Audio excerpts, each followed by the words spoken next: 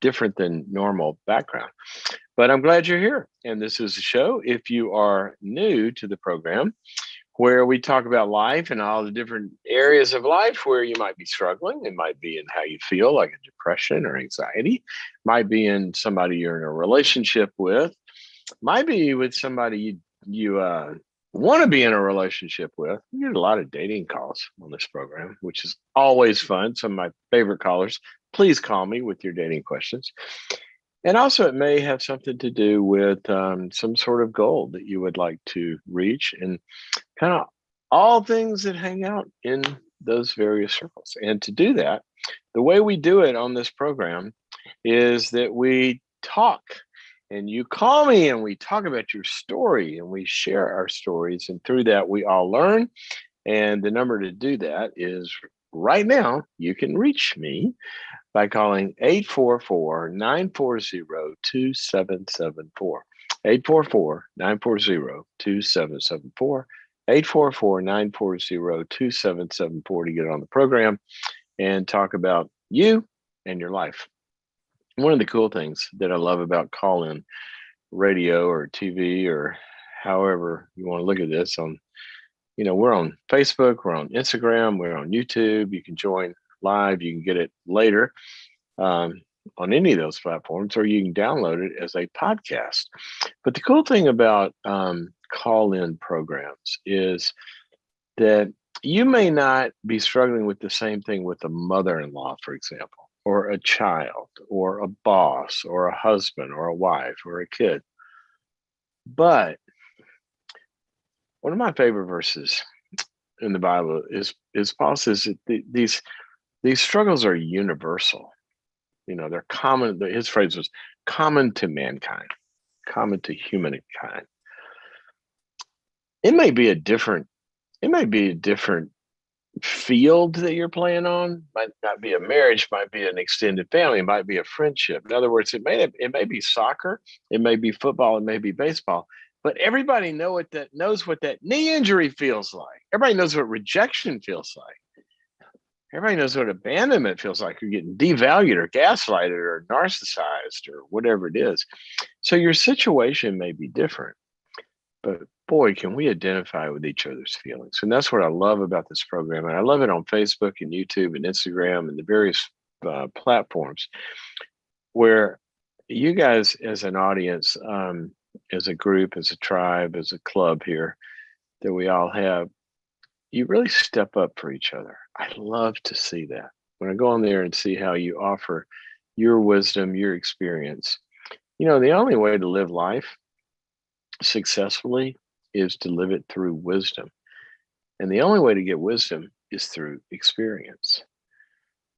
And basically, we have two choices, two options for gaining experience. We can fall into a hole ourselves and learn from experience. Well, I better not walk that way down that sidewalk because there's a big hole that I might fall in. That's one way to gain experience. Another equally valid way is to gain from the experience of others who have either been there or they've learned. Don't walk that way. Walk this way. And that's one of the things I love about this program. It's the whole book of Proverbs. It says that wisdom keeps us secure.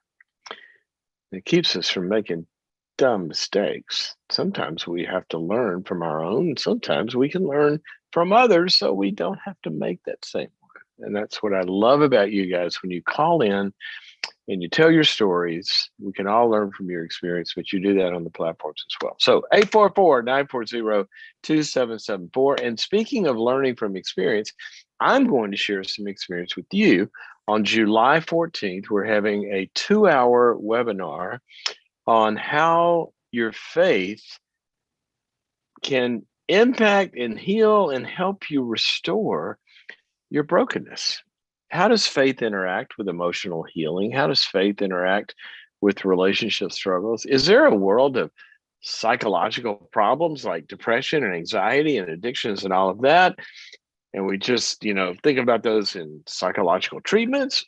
And then there's a world of faith and spiritual growth over here that sits in a different world? No, I don't think so.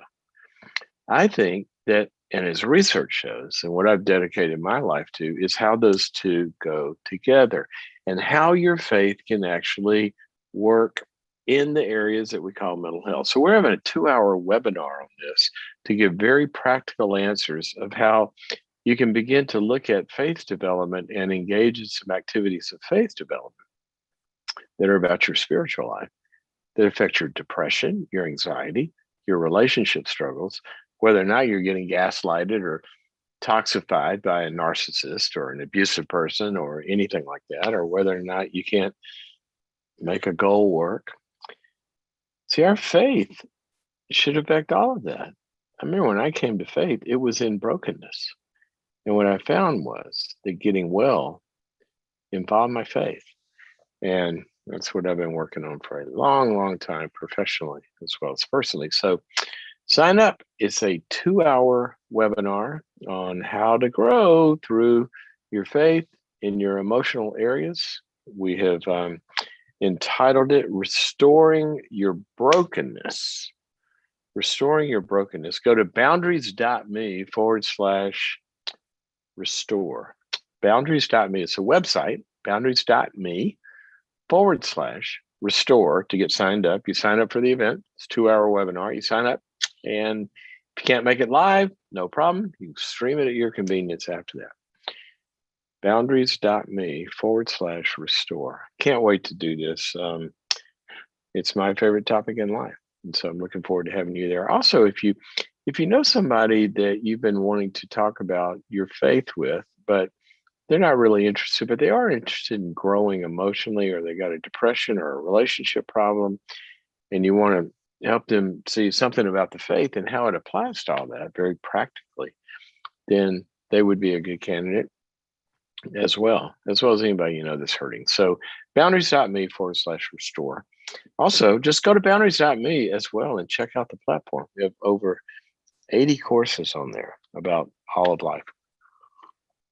So love to see you there.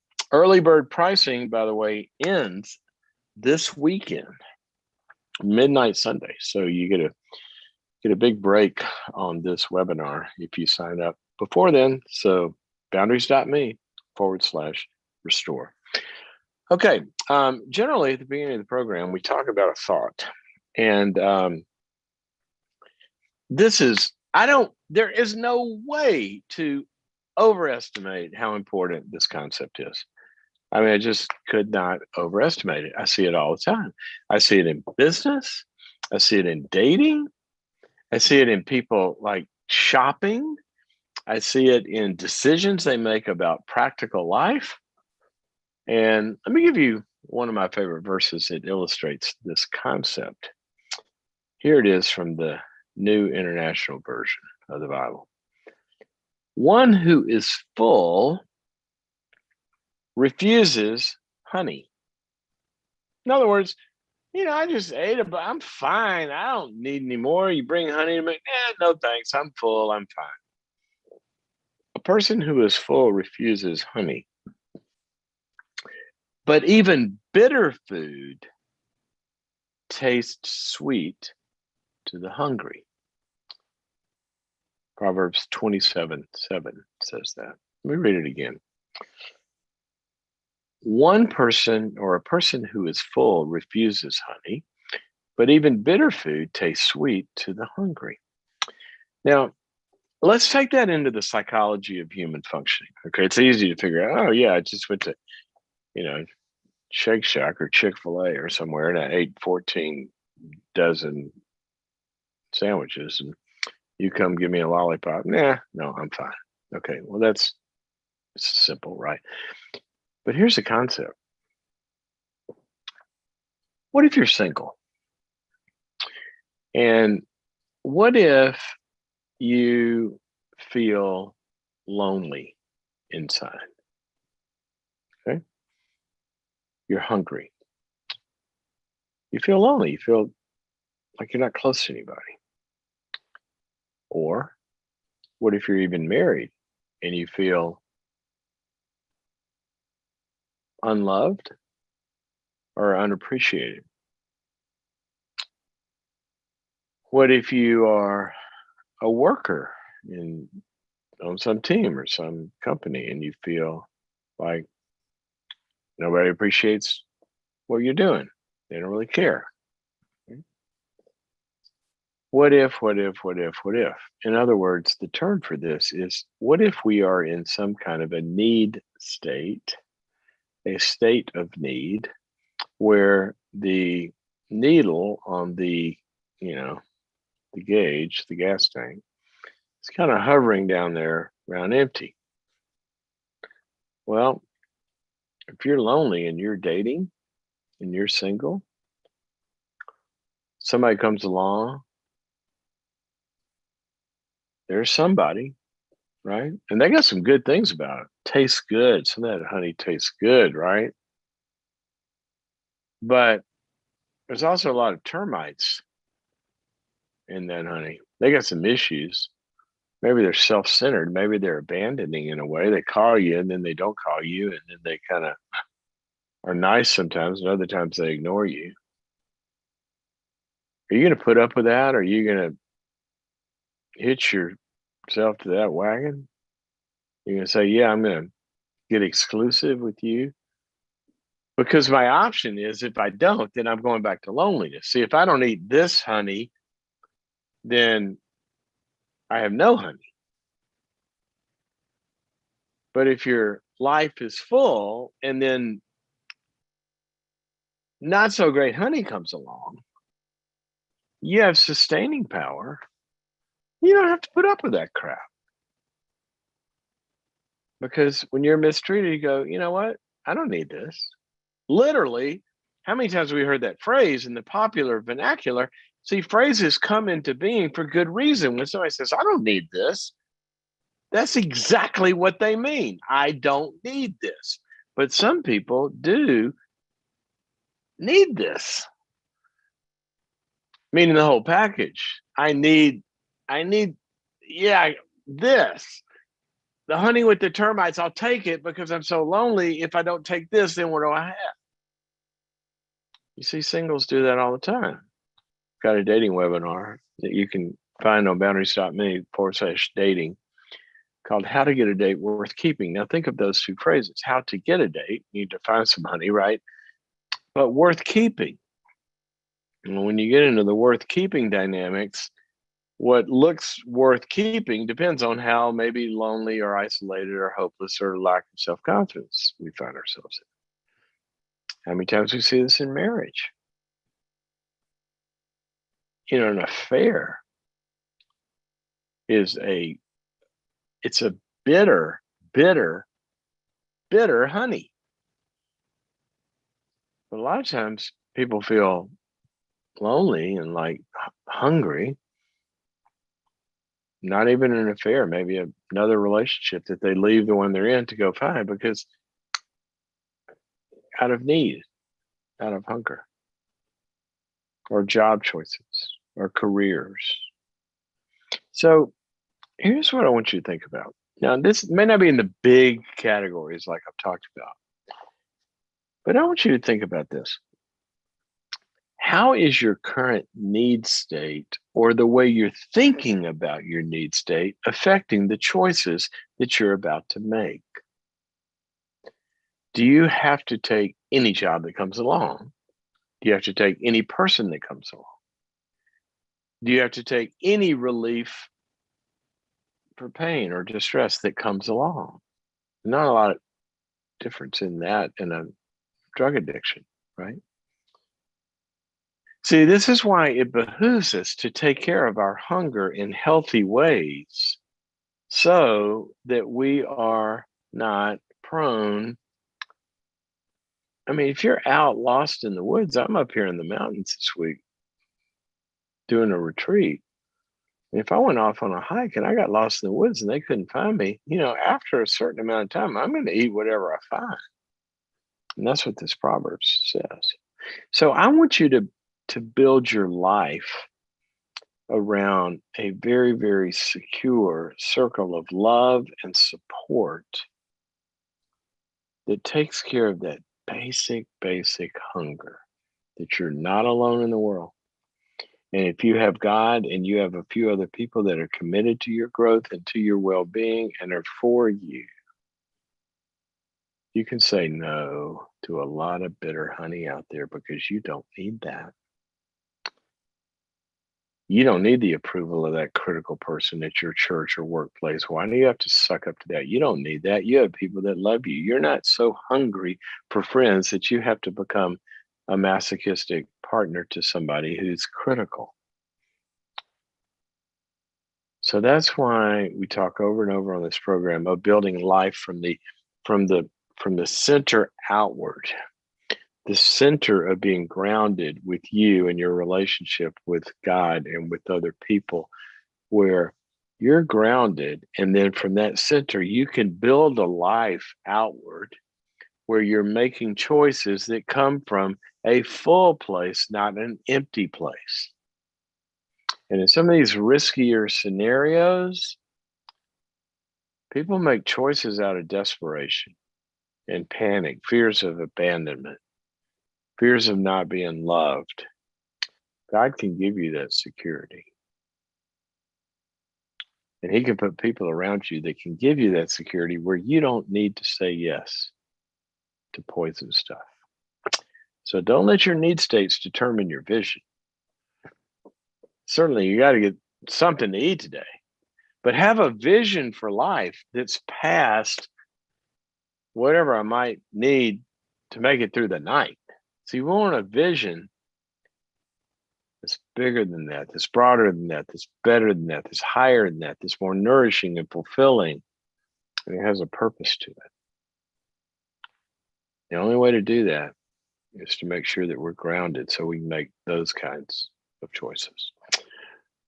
844-940-2774 is the number, 844-940-2774. We have some lines open. Let me see where we are. Okay. And they're coming in, and call us. Hurry up right now. I think you can still sneak in. Albie, do we have any lines open? Let me ask. I think we might. Yeah, we got one. Call us 844-940-2774 to get on the program. So let's hop on the phones and talk to our first caller who listens on Facebook or watches on Facebook. And that is Elizabeth calling from SoCal, my neighborhood where I normally am, Southern California. Elizabeth, welcome to the Dr. Cloud Show. How can I help you? Hey, thank you, Dr. Cloud. I love your show. You're it's welcome. been really, really helpful. How long have you been listening? Okay, so, probably since you started on Facebook. Yeah. Oh. Was trying to listen every day for quite a while. You are a superstar. Thank you for joining us. Well, thank you. It's been very, very helpful. So, well, tell me how I can help you. Well, my question is around my internal struggle with being okay with taking the next step of ending my 32-year marriage. It seems like I just constantly have to keep trying. Like, one more thing, let's try this, let's try this, let's try that. And nothing is really working. And I what does it mean? Best next. What is it? First of all, what is the problem, if you will, and what are the steps that you've taken that are not working? My husband's an alcoholic, and we separated 3 years ago. He's a practicing alcoholic? He was when I left, yes. And since then, he says he has quit drinking and has finally joined a 12-step program, which is good. That was one of my requirements. You know, he needs to be in recovery, working on his recovery. Okay, so your limit helped out there, it sounds like, right? Yeah, first time ever. But I'm leery of going back because I don't think our issues is related to just his drinking. So, you know, he feels he's not drinking. Hold on, Elizabeth, I'm totally with you. Generally speaking, there's no such thing as a marriage with a substance problem, that the issues are the substance problem only. Right. I mean, that's just by definition. So if what you're saying is there's other issues besides the drinking, that almost goes without saying, because have you ever heard the term dry drunk? It's when Yeah. somebody stops drinking, but they're really not into growth and recovery. Then Yeah. they have all the patterns that are really awful and don't work. So I, I would agree with you that the reason we want to get people sober, besides you have to get people sober, I mean, there's no way to have a healthy relationship with somebody that's using a substance, but also their brains don't even work in order to work out the marriage issues. You know, they have a condition we used to call Yeah. wet brain. It takes 30 days to Right. dry out a wet brain. So you're right. Right. That wouldn't do it, but it would be a necessary first step. And it sounds like he's taken that. Right. So then we started doing some marriage counseling online and to see if we could try to reconnect somewhat, right? Since we're separated, try and spend some time together and maybe work on the marriage. But that didn't feel like it was helping us because every time we went to those sessions, he was just bringing up things that, were pointing out to me my issues that I'm not doing something right or I'm falling short or. What would be an example of that? Well, I don't pick up the phone and call him. And that's on purpose because I don't feel safe having conversations with him. And you don't feel safe. Usually end up, what does that mean? I end up feeling hurt having conversations with him because of the way that he communicates. He uses a tone with me that's hurtful, and he disregards my feelings or tells me how I'm feeling instead of letting me express myself. Okay. So you're at that stage where to begin to talk, and a lot of couples, I think this is true. And when I worked with couples a lot, I would tell them, at least in some topics, I don't want you talking, or I don't want you talking about that without me present, because it's not going to go anywhere good. It's just going to cause more pain. So it sounds like there are certain things that you guys would need a third party, at least in the beginning, or it's too painful to talk without one. Yeah. So what about that requirement? We're no longer doing counseling because neither one of us can afford it. Right now, he's unemployed. He hasn't found a job. I'm self-employed, and my income fluctuates based on whatever projects I get. We tried reading a marriage book together, like to sit down, read a chapter, discuss it. That just ended up triggering old hurts that both of us ended up just getting all defensive about, and so that wasn't helpful. I went to the marriage equation that you did recently.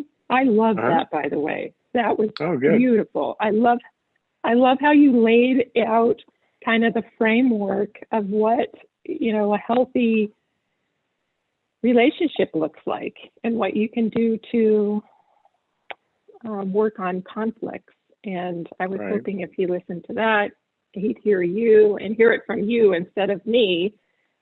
We only got through halfway of that. We haven't finished that yet. Okay.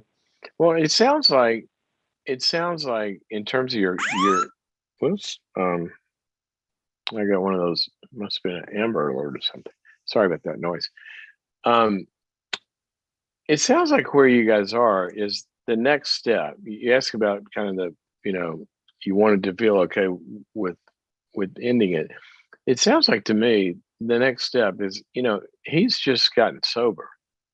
And the next step would be to, and it's failed so far for various reasons, but the next step would really be getting in some sort of third party help that could metabolize you guys, your conversations.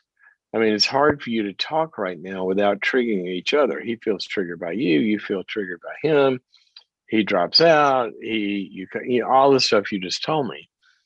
And what really is required here is for some third party to be kind of the dialysis of this, that detoxifies the conversation so you guys can get somewhere. I would see that, if I were you, I would see that as kind of the next step. And if you can't afford to do that, then there are other ways to do it. You know, you could find a pastor who's skilled in doing that, or you could go to some couples group together, or. But I really think that's where I would go next. I'd find some good third party help. It may be a mentoring couple, for example. But right now, it doesn't sound like y'all are doing well in talking about this stuff together by yourself. That's what I'm worried about. No, yeah, not at all. And I was hoping when we went to marriage counseling, it'd be great. There'd be a third party who could listen to both of us and point out where we're, dysfunctionally communicating to each other. And it didn't really feel like that was happening. Well, that obviously we hear that, there are, sometimes it's a match. Sometimes it's just, you don't have the level of competency from the counselor that you need for what you're going through, or you don't have the right kind of skills, or there's nothing wrong with saying, thank you, doctor, but this isn't helping. We're going to find somebody else. So I wouldn't want you to give up on counseling because you go to one and it didn't work well. This was our third, but we tried. Okay. Well, that's what I think. I think y'all haven't gotten to the place where somebody's helped you to structure the conversation well enough to where, and it sounds like you may be, but it sounds like the way you describe it, where somebody's got to hold him accountable to understanding, look, you're not going to have a good marriage if you don't start taking responsibility for your side of the equation. From what you said, you feel like he blames you for everything. And that never works in marriage. It never works in any relationship, just to blame each other. Yeah. So that's what I would think is needed here. Some good third party help. Okay. I don't know what else to tell you. I appreciate that. Other than, that's and to your original question was, how do you feel good about ending with? I typically don't feel good about ending something unless I really know that I have done everything possible that I can do, and I've required very specifically everything possible that's required from the other person to do. And then they self-select out generally. I like to see, this is true in work situations, it's true in relationships, where you have the requirements for the process that somebody's got to do in order for this to work. And then they select out. They say, well, I don't want to do that. Well, then they're the ones ending it, not you. And I think you've got to kind of specifically. I was hoping that marriage equation, seminar would kind of be that, like, here's the and it could be. This is how. It definitely could be. If you want to work on these things, great. If not, then good. Then we're done. Right. And I would have somebody with you in looking at him and saying, look, here's a clear path. Here's some things that you can begin to work on. And if you step up and do these, then I think that there is some hope for your relationship, and you get to choose. And they would put it to him like that. Okay. Thank you, Elizabeth. It sounds very painful. A lot of times, the difficulty, and this kind of is it's the beauty, and it's the beauty and the pain of love. And it's God's biggest problem, in a sense, is that for love to work, love requires two parties that each choose to give to the other one. and give to the relationship what it makes for it to work. Two parties. Why do we have evil and suffering in the world? One of the biggest philosophical questions that people struggle with. Best answer I know is because God wanted love. He could have made us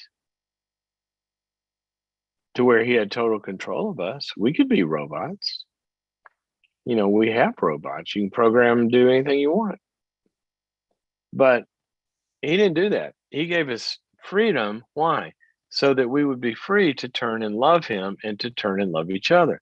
Well, many people use their freedom and then make another choice. They say, God, I don't want you. And they look at other people and they make another choice. They choose themselves and their selfishness over loving the people that they're in relationship with. And so de facto, there is pain and suffering.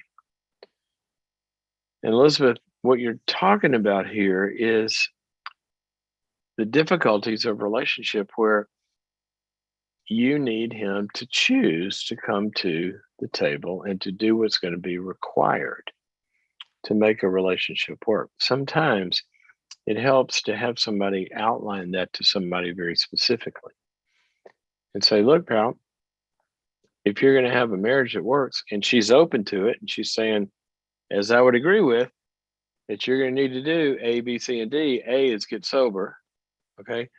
Whatever B and C and D are. And like God says, you get to choose, or you can self-select out. The tough thing about love is it takes two people, but sometimes what we have to do is the best things that we can do to make that possible. Elizabeth, I wish you well in that journey, and I hope he comes to the table and does that. 844-940-2774 is our number. 844-940-2774 to get on the program, and we're going to go back to the phones and talk to Sujani, who's calling us from Australia, and I don't know what platform Sujani listens on, but Facebook, Instagram, YouTube. Yes.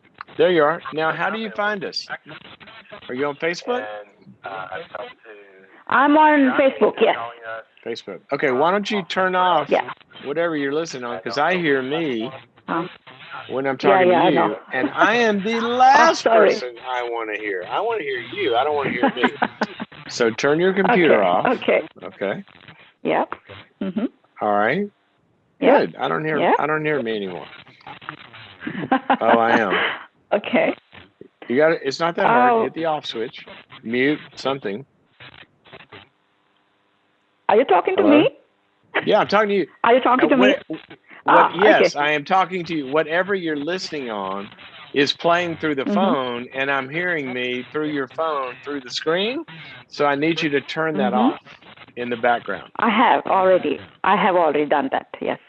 Okay, what am I hearing? Now I'm not hearing anymore. Am I hearing? Yeah, okay. Yeah. Well, it's still coming through, but I'm going to try to answer your question as best I can. What is your question?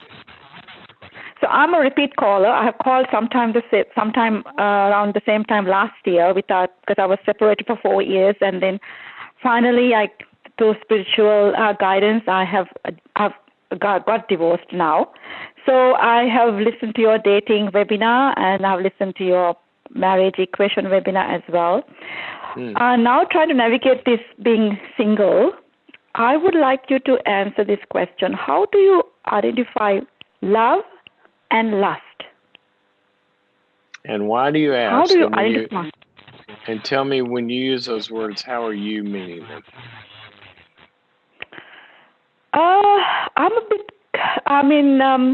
Love is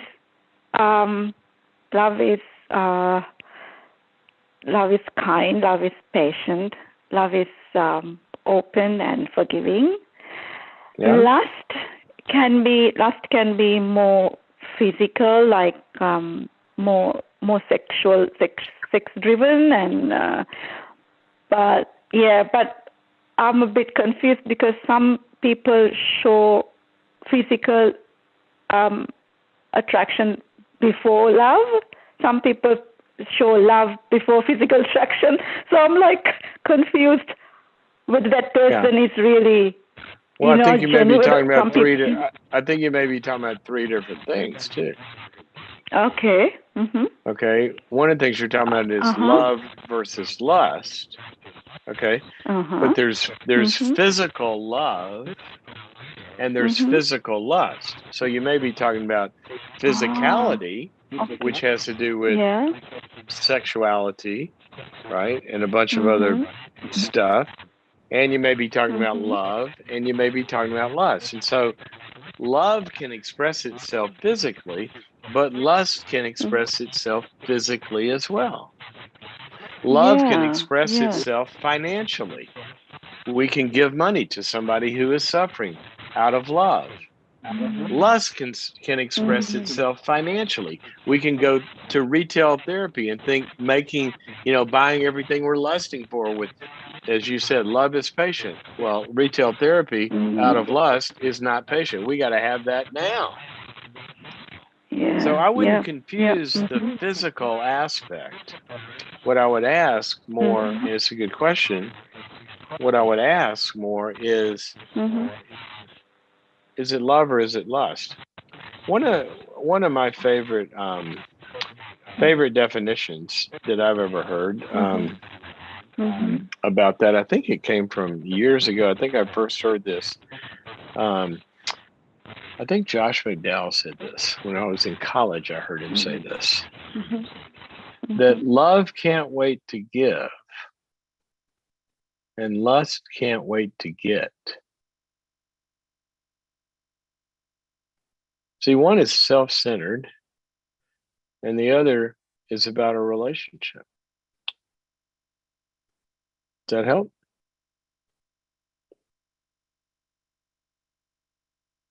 Whoops. Yeah, I understand. Okay. But when people show physical love, I feel a bit scared. I feel a bit scared that this might be, I feel a bit confused. I feel like running away. Did it make you feel scared when people show physical love that you might want to run away? Yeah, because I feel I might getting attracted to the wrong people, or there's something in me that is feels scared.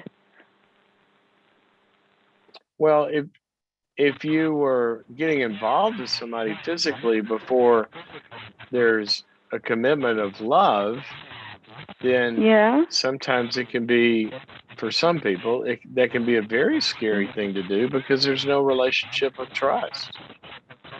For other people, for example, who have learned to use their bodies as the defense mechanism, that they'll get involved physically because it's the least scary thing for them to do.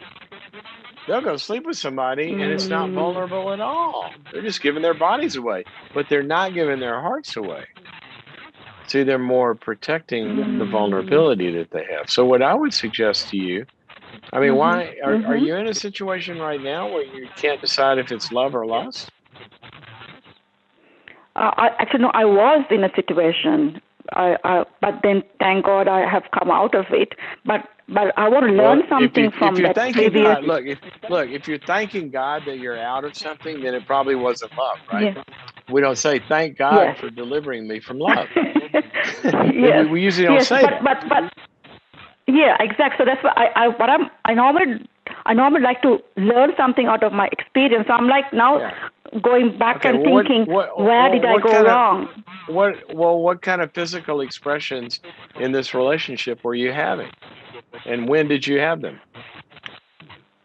Early on, I was physical with him, and then only he was vulnerable. He was vulnerable with me, and I was vulnerable after the physical. So he opened up to me after being physical. So I wasn't sure whether then what happened? What happened though? It went bad. What happened? It went bad. Yes, it went bad after 5 months. Yeah, it went bad and sour, and now I'm reeling from it. good. This is why we say all the time, all the time, all the time, all the time. Anybody wise is going to tell you this, that Mhm. when you give yourself physical expression in a relationship past the relational vetting that somebody has brought to the Mm. relationship, it would be like uh, hiring somebody to build a house for you, and you don't even know if they can use a hammer. See, a relationship Mm. takes skills, it takes abilities, it takes Mm. competencies. And the Mm. physical aspect of a relationship Mhm. pretty much is not, what would the word be? Uh, any 14-year-old can pull that off. There's not a high bar Mm. there to be able to have Mhm. the ability to have a physical relationship. But an emotional relationship, a love relationship, a committed relationship like marriage, it's actually going to go the distance. It takes a lot of maturity and it takes a lot of skill.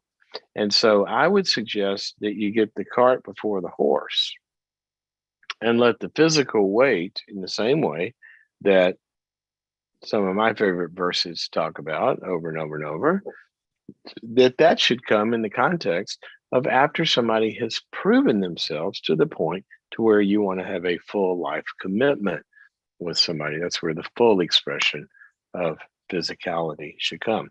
So that's the way I would look at it. If you go back to my book, How to Get a Date Worth Keeping, there's several sections in there on the psychological, emotional, and relational reasons that um, God tells us to do that. Okay, let's go back to the phones and talk to Nicole, who is calling us from Facebook. Normally she listens on the podcast, it looks like, but today she's on Facebook. Nicole, welcome to the program.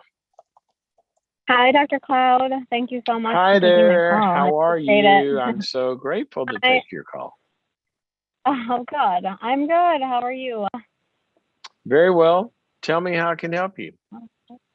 Yeah, so my question is, how do you have a conversation with, so this is relating to a romantic kind of relationship, how do you have that conversation to end a relationship, kind of without, how much detail do you kind of go in with the person? And then how do you kind of respond to their, in this situation, their rebuttal to it? Well, I'm not necessarily. a rebuttal is somebody that's coming back and negating what you have to say to serve some, winning the argument to serve some in, right? They want the relationship to go on. So they're going to rebut everything you said, right? Correct. Okay.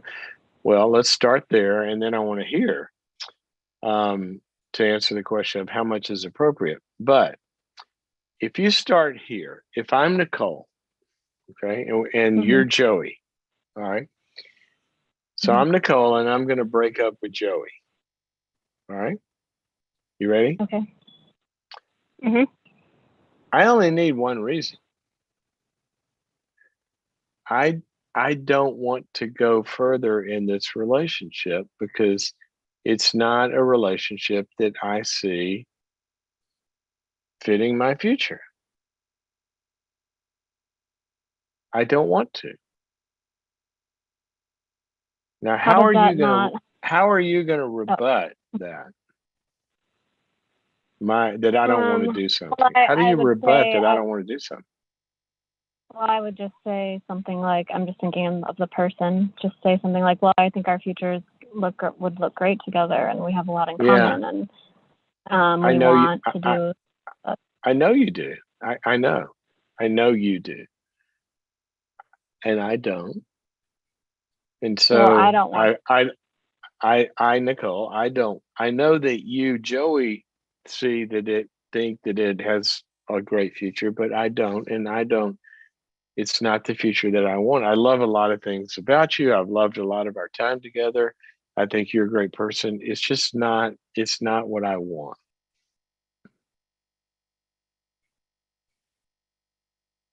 Your turn. Well, I don't agree with that. I think I know. No, I know. the time that we're together is it's been amazing, and I want to spend the rest of my life with you. I know you do. I know you don't agree.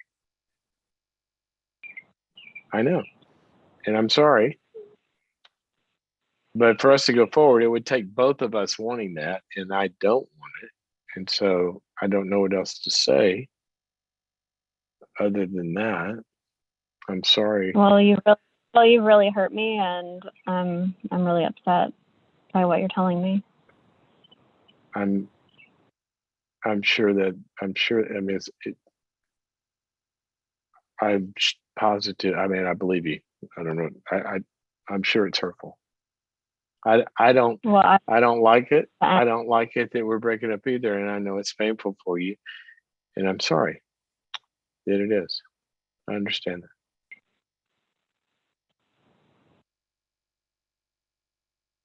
I got nothing else. I guess. But I don't want you to walk away, Joey, feeling I don't know how to say it, but it's not like you've done anything wrong or bad or this, that, and the other. It's just not what I want in the future. I don't want you to personalize it. You're a great person. There's a lot. It's not what I want. And I don't want you personalizing. It's going to be sad, as we part ways, and I'm going to miss you. I'm sure you're going to miss me. You've said that, but it's just not what I want. I don't quite understand though, because we've talked about what you've wanted before, and it all seems to align. So why now? Why are you deciding to end this now? Well, the further that we've gone along, the less I feel like it's what I want in various ways. I mean, there's some good things here. But Joey, I don't want to argue about this. I don't think there's something you're going to say that's going to change my mind or convince me. I've thought a lot about this, and I just don't want to go forward. I just don't. So I hope you can accept that. Well, I'm not going to accept it, but I'm not going to speak to you ever again. But you can never call me, and you can never talk to me again. Well, I'll have to accept that if that's how you feel. And this is your choice. This is your choice. It's not mine. So in the future, when you remember that, it's on you. It is my choice. It is on me. It is 100% on me. I agree with you. I'm choosing to end our relationship. It's 100% on me because it's not what I want. And I'm sorry if you feel like you never want to talk to me again. And I don't know if we could ever be friends, but I guess you're saying you don't want to. So I wish you well. I hope things go well for you.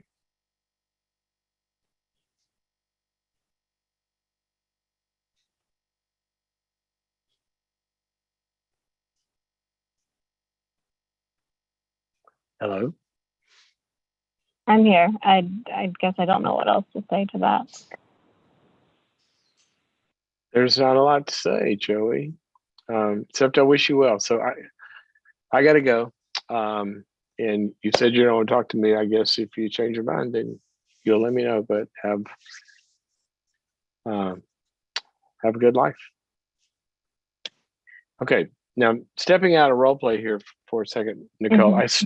I started with that because what you're running into is a common problem that people run into, that they think they have to justify to somebody's rebuttals.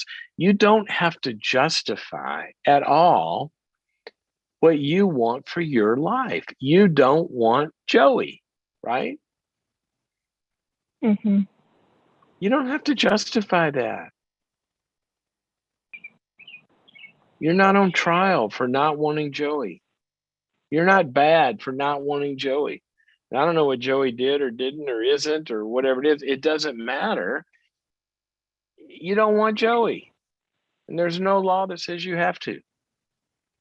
And if Right, Joey's going to right. make you feel bad for that, Joey's got a problem. Mm-hmm. Does that help? Yeah, it gives a little clarity. By the way, why are you ditching Joey? Just curious. Yeah. What is? We have different visions for life, for what we want in life. And I enjoy spending time with him immensely. He's been like a best friend, and I do love him. So it's been really hard for me I've been praying about it and asking people different things. Sorry if I get all emotional, but yeah, it's very hard. And you know what? I didn't know enough to say in our role play. I didn't know enough to say what you just said, but that would be a great thing to say. That'd be a great thing to say. We have different. I think we have different visions. I've really enjoyed spending time with you. I love a lot of the things about you, but I see us not exactly lining up, at least for what I want. And so it's very hard for me too, because I love you, but I want us to go our separate ways. I think you just said it beautifully. What you're struggling with. Go ahead. What? So then after you say that, do you just walk away? You don't try to engage in any more conversation? Well, like you just. I mean, if Joey wants to have an honest conversation about, okay, well, I'm understanding and I accept the fact that you want to break up, just so I can learn, I really would like to understand better. And then you can explain it to him. But the way you were role playing it with me, it doesn't sound like he really wants to try to understand something. It sounds like he wants to rebut you and guilt whip you back into staying with him. Right? Yeah, I mean, I was just kind of rolling. I wasn't, exactly how this situation would go, but it's just we've kind of ended before, and I kind of. You've gone what before? We've ended it before, probably about a year ago. Oh, really? And I just missed him so much anyway, and so we just got back together despite the differences. Yeah. You knew it wasn't enough before, but there was enough to at least have it be better than nothing, I guess, or you had hope that it might be different this time or something, but you tried and it didn't work out. And I wouldn't want you feeling, I don't want you feeling bad about that. Mhm. Okay. Does that help? Yeah, it does. You're free to break up. You're free to break up. And guess what? It's hard. And guess what? Joey's going to hurt for a while. Who of us? Yeah, Nicole for a while. What? What? I said Nicole is going to hurt for a while. I hope so. But I don't mean that in a bad way. I mean, you'd be hard-hearted if you didn't. If you have a significant relationship with somebody and you break up, then it's a good thing that you hurt for a while, because that means that you're human and you actually loved Joey and you actually tried. You actually invested. But at the end of the day, it wasn't enough to sign your life away, because that's what you do when you get married. You sign your life away. You take your life as being single and you sign it away to join your life to become one with somebody. And that's an incredible thing if the deal you're making with yourself is this new life is going to be something I want more than my life by myself, or my potential life with somebody that I would be more aligned with than Joey. And you're not bad for wanting that. Right. Right. You're right. It's going to be sad. There's an old song about that. Breaking up's hard to do, right? Right. Okay. Does that help? I wish I could make it easier. I wish I could make Joey like it. Yeah. No. No, I really appreciate your time taking the call You're today. welcome. What's his one biggest rebuttal that he's going to give you?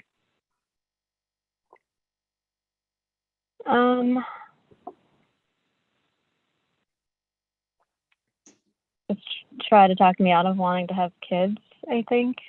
Seeing what life would be like without kids and what life is like with kids. Oh, he doesn't want them and you do? Correct. Yeah. Well, that's an easy one. In this way, Joey, neither one of us is right and neither one of us is wrong. We're just different. Mm-hmm. You're not going to talk me into one is better than the other, because one is not better than the other. One is better for some people. The other is better for other people. We're different. Mm-hmm. I'm not going to come over to thinking like you think that I don't want kids. I'm not going to do that. And you're not going to come over to my side and think that you want them. But don't try to talk me into the fact that or talk me out of the fact that I want them. See, you're getting to the fundamental difference of why we're incompatible. You're making my point, Joey. Right? Mm-hmm. You don't have to apologize for that. You don't have to apologize for that. Okay? No. All right. Hope that's helpful, Nicole. Yeah. Thank you, Dr. Cloud. Thank you for all you do. You're welcome. Thank you, and call me back sometime. Nicole, I think you gave a lot of help to a lot of people who need to pull the tooth. Sometimes, singles drag this thing on way longer than they should. You already know this isn't going to be the deal, but you're scared. Well, if you already know, one day, you're going to break up.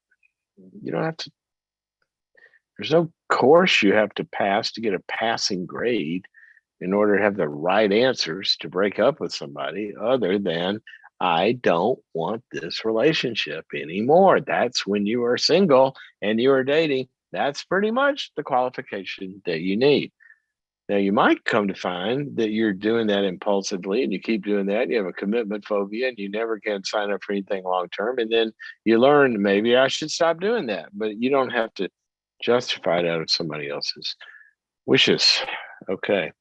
Let's see. We probably have a quick moment for, how are we doing time? Oh, we got to go fast, but I do want to get to Samantha, who listens to the podcast of the program and also on Instagram. Samantha, welcome to the program. Hi, thank you so much. You're very welcome. How can I help you? That last call was super helpful, actually, but oh, good. I have... Who's your Joey? Do you have a Joey? Well, I'm not in a relationship with him, but I have a child with a Joey that, yes. Is, yes. Oh. So that makes it even more complicated. But that wasn't why I'm calling, but it was very helpful. All right. Well, if you ever meet another Joey, you're equipped now. So tell me your question. Yes. How can I help you? How can I help you? Okay. So I have a problem making decisions, and I was telling the person, earlier, I feel like it can be something very small, from like a haircut appointment to something big like leaving or staying in a relationship, or going back to, I recently got accepted into graduate school, and it's like I'll set something because I want to do it, and then when it comes down to it, I don't know if it's a commitment phobia or what, I'll cancel, and then I'll feel really guilty about canceling, and then I'll want to do it again. And I like make a decision and then either second guess it or regret it. And it is causing a lot of issues in my life. Wow. What a great problem to talk about. What a great one to talk about. No, it's a terrible problem Yeah. to experience, but it's a great one to talk about because a lot of people have this issue. I wish we had a lot more time. I want you to promise to call me back so we can have more time on it. But I'm going to give you a couple of things to think about before you do. Okay, when you start to do this and you make a decision, you're going to go back to school. And as you get closer to it, what begins to go through your mind? Oh, you're dumb. You're a mom. That's going to cost a lot of money. You know, you're an adult. Why can't you just be happy at your current job? Terrible. This bad self-talk. Like you're irresponsible. And if you didn't do that, obey that self-talk, what would you feel if you went forward? Probably still fearful, but excited, I think. Okay. And confident if I could get back, past it. All right. So what if you, and this is going to be in some sense one of the big parts of the answer to whatever the dynamics are that are going to cause it. And I'm going to give you a few to go think about. But one of the things I think that you're going to have to do is you're going to have to up your level of feeling comfortable with being anxious. Yeah. Yeah. Right? Mm-hmm. Yeah. Because and it's a terrible, like, physical feeling. Exactly. Too. This is, now I'm not going to, I don't know you well enough to give you the answer, but I'd tell you what, if you walked into my office and I heard you say what you just said, I would be thinking through my differential diagnoses here that what we're really talking about is some kind of, if it's not diagnosable, at least the dynamics that are similar to an anxiety disorder. Yeah. That when you start to make some sort of an initiative towards a goal, okay, then that hits some triggers that makes you feel anxious. And what all these sentences do is they just give you great excuses to go back away from the goal, and that calms you down. And that's a reinforcing cycle. And so what that does is even thinking about it. What? I was going to say, even thinking about it, like sometimes I'm thinking about trying to get past it right now while you're talking, and it makes me feel dizzy. Like I almost can't go forward, but what's great. Woohoo, let's feel dizzy. Okay, hold on for a second. Hang out with me for a second. Okay. Here, Samantha. Okay, sit with me. Now you feel dizzy, right? So you feel dizzy. So what? Yeah. Is your house burning down? No. No? Are people you love dropping dead around you as you feel dizzy because you feel dizzy? No. No, you feel dizzy. That's what I meant by getting comfortable with dizziness. Now, and once you get comfortable with it, does it goes away? Go ahead. Okay, that's what I was wondering. I mean, there's a point where I just get real comfortable and all of a sudden I stop feeling like that. Yeah, but after you don't. I mean, when people say, "Oh, I want to go jump into the pool, but it's cold," and then somebody says, "Well, don't worry about it. It's not cold. After you've been in here a few minutes, jump in, and then you won't feel cold." But it's cold. I know. Jump in, and after a few minutes, it won't be cold. But it's cold. I want it to be warm. Well, sometimes we can't feel confident until after we've done something. But if we do it, then we'll feel confident. But we can't have the cart before the horse. And so what this is going to do is it's going to retrain your brain that going and doing something new is not scary. What's scary right now is the thought of going to do something new. So it triggers anxiety. Now, the other thing that I would want to ask you is, and there's a bunch of stuff I would want to ask you, but do you have a big dynamic in your life of disappointing people in terms of not doing what they want you to do and feel guilty when you say no to them and go do what you want to do? Is that historically a dynamic for you? Yeah, my father. Like if I do what I want to do and they don't agree, then okay. I was gonna say my daughter's father definitely, but not as bad as my own father. Yeah. Okay. just a stab in the dark here, just guessing, right? But why did I guess that? Because typically a lot of autonomy conflicts that have to do with guilt binding in relationship to your own freedom are historically, developmentally, what's tied to these approach avoidance conflicts like this. And so I would want you to work on the guilt dynamic of making decisions. So when you make a decision, the only person that really kind of the consequences of that are going to fall on is you. If you go to school and it doesn't work out, your problem, not somebody else's problem, not the expectations that they wanted, not the disappointment, but your problem. Because we can handle that. What's that going to mean? I waste a year? So what? I learned something. What's that going to mean? I wasted a little money, wasted a little time, wasted a little effort. So what? I gained an experience. But see, if then somebody's going to like me and they're going to always have, and you got all these other dynamics of all these people and the weight of the world on my shoulders, whether or not I go back to graduate school. Yeah. Right?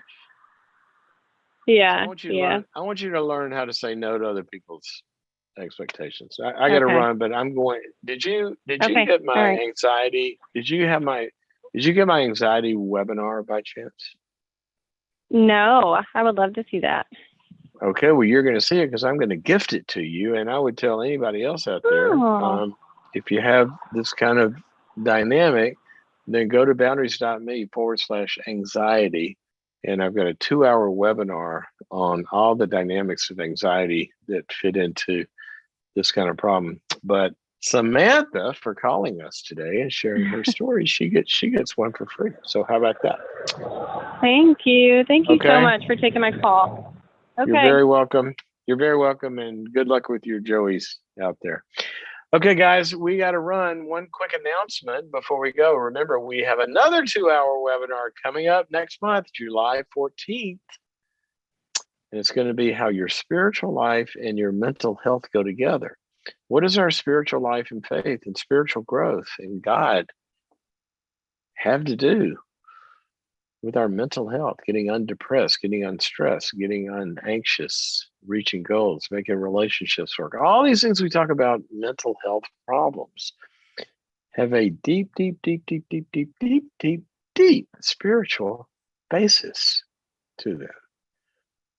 And so we're going to be talking about that. That's what I've devoted several decades of my life to. And it's probably my favorite topic. And we're going to be doing a 2-hour webinar on how your spiritual growth can heal your brokenness. And the name of that event, I always get the specific, what is the specific, what are we calling? It's restoring, there it is. Restoring Your Brokenness, Joining Faith and Mental Health. That's the official name of it. And to sign up for that, go to boundaries.me/restore. If you can't be there live on July 14th, all you have to do is sign up for the live event. And then as soon as we have it, you can stream it afterwards at your own convenience, and you can restream it and restream it and keep working on this stuff. So there you go.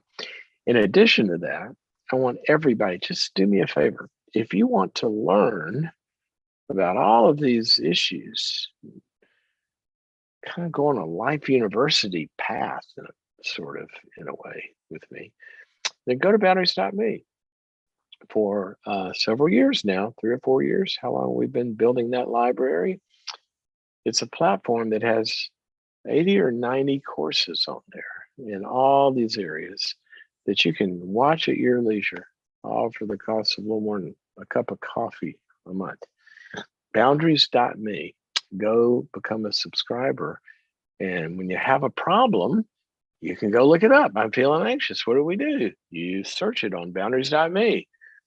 And then you watch a little course on that. Or you got to go have a difficult conversation, confront your kid. How do you tell them that they aren't going to watch video games anymore until they start making better grades? Well, you go on boundaries.me and you search that topic. And how do you talk to a narcissist? Well, you go on boundaries.me and you All of that's available to you when you become a subscriber. So go to boundaries.me and check that out. Okay, guys, you know what? I got to thank you. Those of you who have listened for a while and become part of our tribe here. I feel such an ongoing and deep connection with you. Your comments on Facebook and Instagram and YouTube, and helping each other and giving me feedback, telling me where I can do better and what I'm doing that you're liking, and all of that stuff. We are developing a tribe here of immunity against dysfunction. Herd immunity against dysfunction. One dynamic at a time is the way I like to say it. As we grow, you become more immune to the dysfunction that lives out there in this imperfect world in which we find ourselves. And that's what we're doing. So thank you for joining me. I'm always appreciative of you. I'll see you tomorrow. Okay.